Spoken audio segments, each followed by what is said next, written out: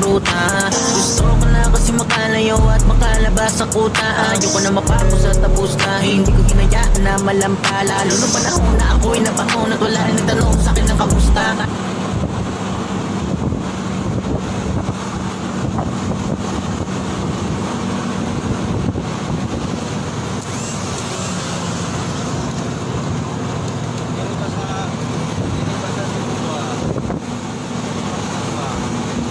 Dagang salamat ba?